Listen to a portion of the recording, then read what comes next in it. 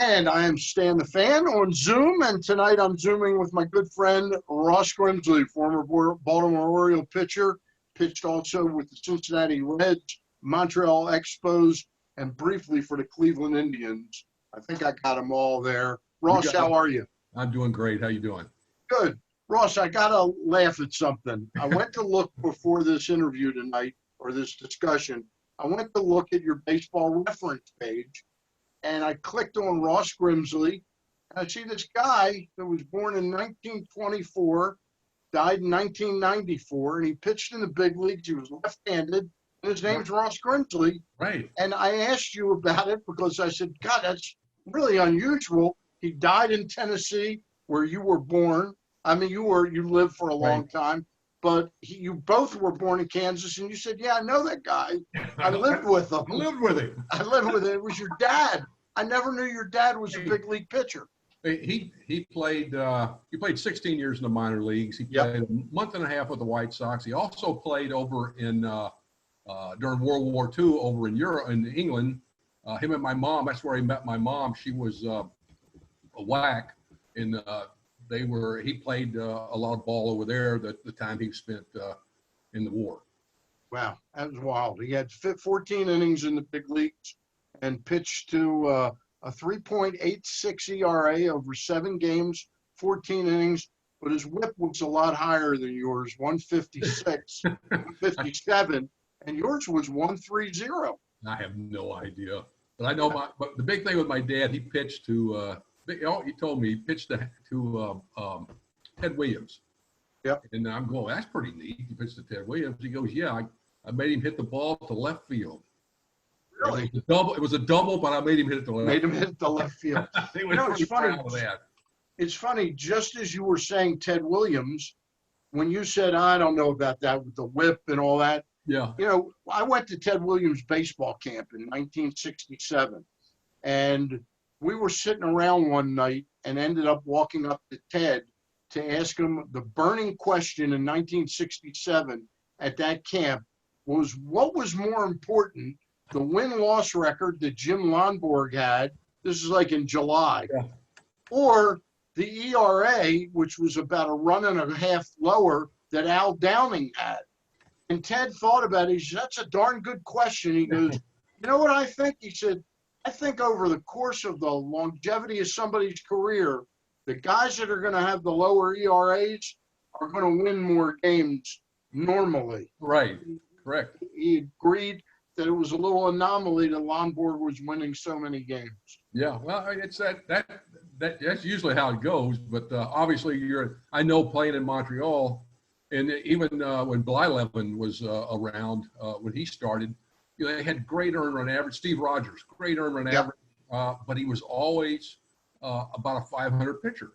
And you kind of go, why? Gee, he's the greatest 500 pitcher around. He was always facing probably the top pitchers on the other teams, and he never got runs. Obviously, he was there, at the beginning with the Expos and they didn't score a lot of runs. There wasn't a lot of great teams then, but he was faced up against some of the better pitchers, and he would give up 1, 2, 3 runs and get beat 3-2, 2-1, 1-0. That was amazing. The year I won 20 games there, he got strained his elbow. He had 14 wins. He could have won 20, 23. But he's a great pitcher. You know, he just really pounded a good sinker. He's mostly sinker slider guy.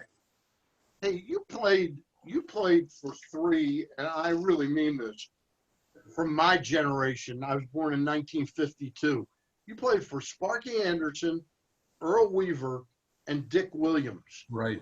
I think three of the probably the top 15 managers from 1950 till today. Sure. I would say that those 3 guys are top notch. Compare them a little bit.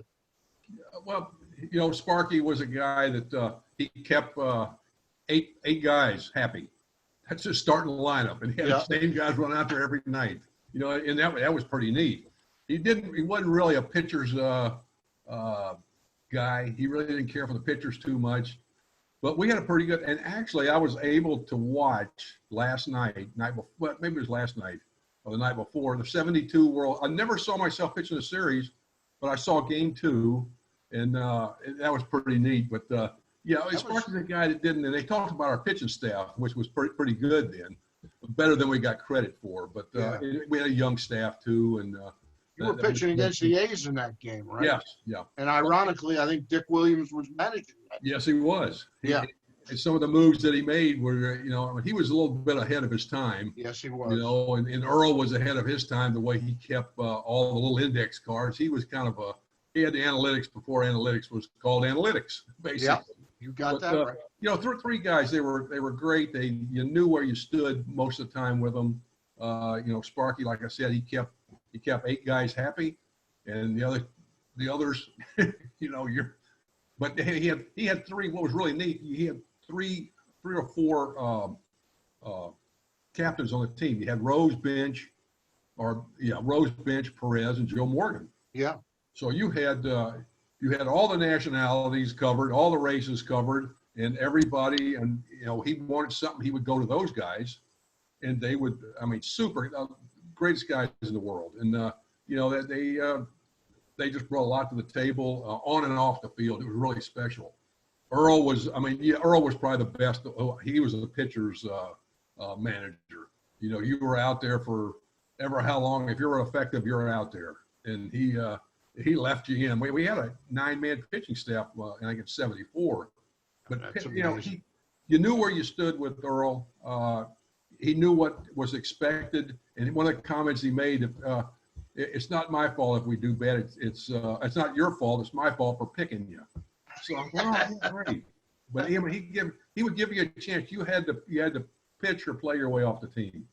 So no accident that these 3 guys were winning managers. I mean, they knew absolutely what they were doing, and they knew how to get the best out of the talent on hand. Well, you look at the teams. I know the Reds had the Big Red Machine, and when I was there, it was the beginning of the Big Red Machine. So the thing is here you go out there and do your thing. As far as a manager, Earl was a guy that you knew where you stood with him. You knew what your job was. Just go out and do your job. And with Dick Williams, kind of the same thing. You knew where you stood, and he was going to do whatever he could. All 3 guys obviously were winners. And you look at Sparky or not Sparky, but Earl and Dick Williams. They had teams that didn't score a lot of runs. Did you have as I apologize. Finish your thought there. I interrupted you. No, I just said they knew, they had teams that didn't score a lot of runs. They had good pitching. They played small ball a lot of times. Yeah. And then, you get a 3-run home run occasionally, not so much at the end of Earl's career. And I mean, when I was in 74, 75, we didn't score a lot of runs. And neither did the Oakland team. They got some big hits, played defense, and much like the Orioles. Now, I know from talking to you, and mostly it's a good humor, but you had a fairly cantankerous relationship with Earl at times. Was the relationship you had with Williams or Anderson at all roller coaster like it could be with Earl? Well, Earl was, everybody had a run-in with Earl. And the thing and I tell the story about when the last year when I was a free agent in 77, I was going to be a free agent. Every win you're trying to get is just meant a couple extra bucks in your pocket. But he took me out of a game one night. I was getting beat 1-0 in the 4th inning. He takes me out of the game. I said, Earl, what are you doing? He said, well, I'm taking you out. I'm going, it's 1-0. It's the 4th inning. Anyway, well, I already called Sam. He's coming in. I go, you got to be. Anyway, I stomped and stammered and hollered and yelled. Walked off the field. I was yelling, walked down the steps. This was in Memorial Stadium. He chased me into the clubhouse. So we're toe-to-toe in there yelling and screaming. And Clay Reed was the clubhouse guy at the time. Right. And he got everybody out of the clubhouse. There wasn't a lot of guys in there. He closed the doors, and we just stood there yelling at each other. Now, I had to get my hands on my knees to bend over to get in his face. But we were screaming about that. And then somebody spit on me or something, yelling, and I don't spit on me. I didn't spit on me. We argued about spitting on each other. Anyway, the whole just to speed the story up along, I played for Earl in the old senior league in '89. Yeah. And he never drank with the players, not until he managed in that league. And I remember I walked by. We were in Port St. Lucie. I walked by a bar, and I hear this "Hey, Grimsley, get in here." I go, "No, what do you want? Here, tell me the time I took you out of the game and you called me a so-and-so and you got the ball and you punched it, give it to me, punching me in the stomach with it." I'm going, "Earl, I never did that." So it just embellished it. Well, Yeah. then several years later at the Oriole Fantasy Camp, it all happened again at this. We stayed at the Quay and we were at a place called the Boathouse, and it happened again.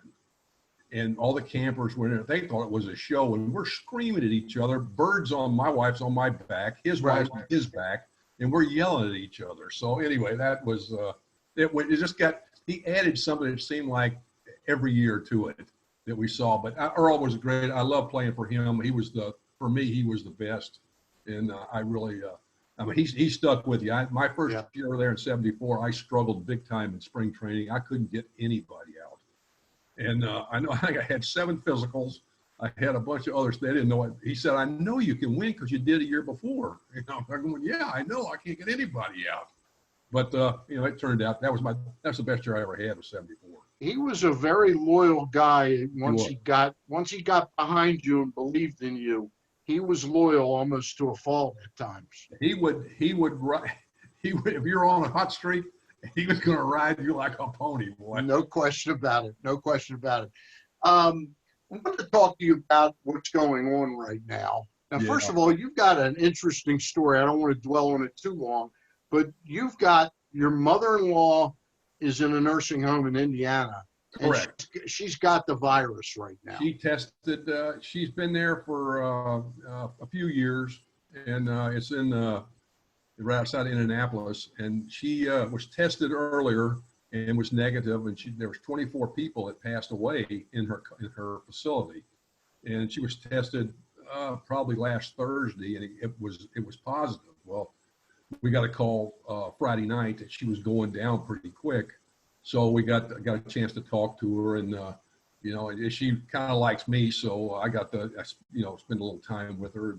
Bird, my wife, spoke a lot to her, and we kind of brightened her up a little bit. She couldn't talk; she was very weak and tired, sleeping a lot. But anyway, we got her to eat a little bit and drink a little bit, which she hadn't been doing. She's lost a lot of weight. She's 94 years old. Yeah, but quick, bright, and just as tough as nails. And But we figured they give her last rites on the phone, and we figured it might probably be the last time we get to talk to her. And we were up all night just waiting for that call. Yep. And never came. And we got a call the next morning, and she was doing a lot. Her vitals were normal, and she was doing terrific. And That's right. Much better. Yesterday she was better. Today we get a report every day. We try to talk to her when we can. It's really tough. I mean, they've had so many people, staff members over there sick, and they got staff from all over the country in there. So it affects everybody. And I think something. Well, let's keep our fingers crossed that goes in the right direction. He's going in the right direction, and that's where we're really happy. And it's early, but hopefully things look good. Hey, you were about a couple weeks away from starting the Ross Grimsley show again on PressBoxOnline.com and on Facebook Live. And when this is over, we will most likely start that up again. But you were in our office, I think, about mid-February. It was you and Bird and me and John Colson talking about the show and doing a deal. And you mentioned then that you had been on the Oriole cruise and had gotten sick with something that you had an inkling might have been this coronavirus. Well, we didn't know at the time. And it's the Baltimore baseball cruise, and it's going on. Elrod Hendricks used to do it, and he got me on it. Actually, he got me on it a couple of days before he died. I asked him if I was interested in going. I said, I don't know. And then I said, yeah, I'll go. And then me and Bird go on it. And Don Stanhouse's wife, Kyle, Devereaux, he goes on it the past couple of years. So anyway, we go out of Fort Lauderdale and we go back, and we docked. We left on a Saturday and come back on a Saturday, and the fantasy camp started on Sunday. So me and Stanhouse drive from Fort Lauderdale to Sarasota. We get there and we go to the fantasy camp. It starts on Sunday. Well, Stanhouse gets sick on Monday, and Okay. he's down. He can't even go to the ballpark. Wow. So he's down. His wife is supposed to fly in Wednesday. She can't fly in because she's sick. My wife Bird flew back to Baltimore, and she came back on that Monday. And so anyway, I get sick on Wednesday night. We fly back Saturday morning. So anyway, and we got to thinking. I didn't think about this till later on. Stanhouse's wife is a retired airline stewardess for American Airlines. Well, guess where she was at before the cruise? China, in Beijing. So wow. we started putting two and two together. We're going, That you is think, but being sick like we were, it was the weirdest. I've had the flu before, and this was just a different. This was different. It was different. I mean, you just felt I coughed so much, my back and sides were hurting, but just the feeling, it was different than the regular flu. So I don't know if I had it or not. I talked to some nurses here when I got back, and they said very possibly you had it. Yep. And then I said, well, maybe I should go and get one of the antibody tests. Yep. And see, and I contacted the doctor. He said, don't worry about it. Don't do it. So I said, okay. Well, the interesting thing about it would be because they're looking for people now to step forward that have had it and beat it, because they think that the plasma in your blood would be helpful. So I would, that would be something I'd like to do. It's if possible to help out here, because it's affecting everybody and everything. Well, the 8,000-pound elephant in our rooms right now is we're on April 20th right now. We're already 3.5 weeks beyond opening day, what was supposed to be opening day. Are you optimistic there'll be a season this year in the major leagues? At the beginning, I thought possibly it could be, but the more you look at the logistics, what they're going to have to do, and a lot of the players I think are starting to go, I don't know. They were talking about having a league in Arizona, a league in Florida. Now they're talking about the league in Arizona, but to get all the guys there, first of all, they're going to have an expanded roster. Yep. More than likely. Probably no minor league ball. If it is, it's going to be very limited at very few teams. But I just put those players, in a hotel or wherever, quarantined for 3 or 4 months. That's asking a lot, and to be away from your family. So am I optimistic? I'm leaning more toward maybe not. Yeah. Because my gut on this is that the quarantine, playing it in Arizona and Florida, would work for about a month. I think that's the tolerance the players would have for it. But I think there would need to be, not necessarily playing in front of fans, but there'd have to be more normalization of a schedule. I would imagine also that the training, prior to opening the season, that's going to be at least 3 weeks, you would think. At least 3 weeks, yeah. And now you'll get a chance to get more of a feeling what it's going to be like to play. I mean, the concept of doing it it sounds good, but there's a lot of other things involved. And being away from your family, especially at a time like this, being quarantined, being not able to, you're not going to be able to, they're talking about sitting 6 feet or apart from each other in a stand. Now, come on. I mean, you really want baseball, you really want basketball, football, you want all these, leagues to start up, but you just got to think about, it could be tough. I mean, the Japanese are having problems. Yeah, the Koreans are just about to start their regular season. Yeah. So it's, I hope they do, but there's so much involved, and I just don't know. I mean, I know they're working hard at trying to come up with something. Yeah. Hey, let me jump to another topic. You alluded to it, and we had talked about it earlier in the day. Whether there's Major League Baseball or not, and we're up in the air on that, clearly, you and I think we're in agreement with the complications of a minor league schedule where you couldn't possibly quarantine these guys, and they're all on a bus together, traveling all over the place.